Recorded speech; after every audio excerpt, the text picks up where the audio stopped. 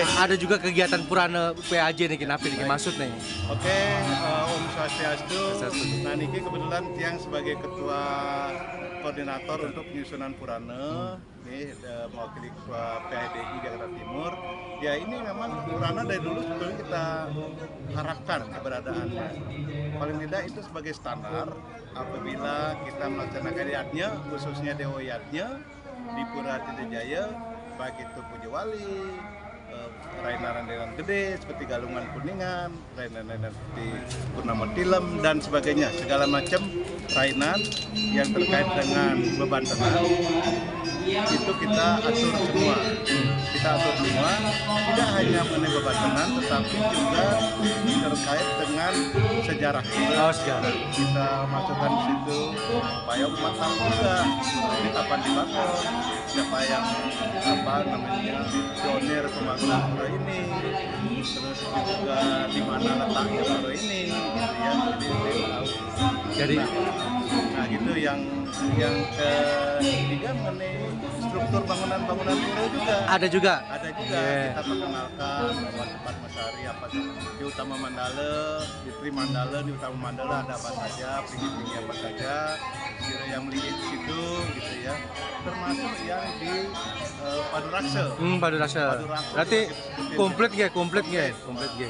Di apa ada namanya Dua Male di Ajang Puri Agung, siapa yang beli situ, misalnya kita sebutkan gitu ya bahwa itu Male saya Widis Kana lah gitu. Jadi Pak Mangku, jadi semua nanti untuk kepujawalian siapapun siapapun panitianya mengacu ke Purana nih Kang ya? Harus, karena ini kan sudah menjadi suatu kesepakatan. Iya, pedoman ya.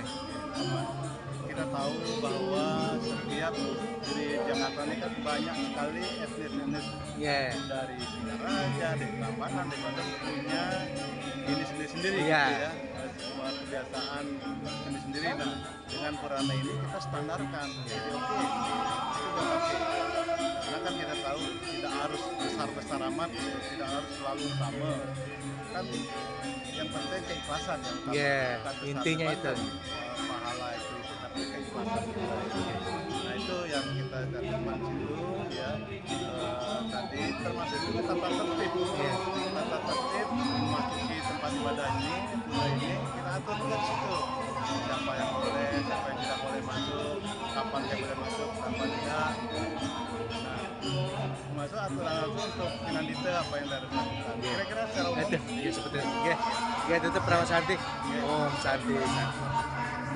Ampuran niki untuk kegiatan Hari Suci Galungan bertepatan dengan peresmian Purana PAJ niki. Nggih, kenapa niki? Harapannya niki.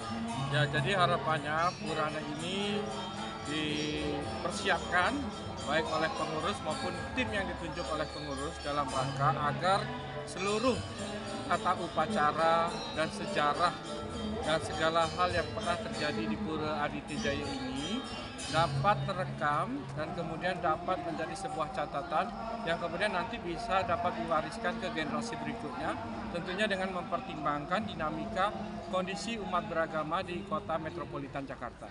Untuk pembuatannya kira-kira berapa lama nih Kang? Pembuatannya cukup memakan waktu kira-kira hampir 1 tahun 3 bulan dari pertama pembentukan tim sampai kemudian nangkil kepada Manggala Pura Aditya Jaya, yaitu Ide, Pedanda, Nabe, Dharma Putra Sidemen, Abri Sinuhun, saking Kriya Ciledug.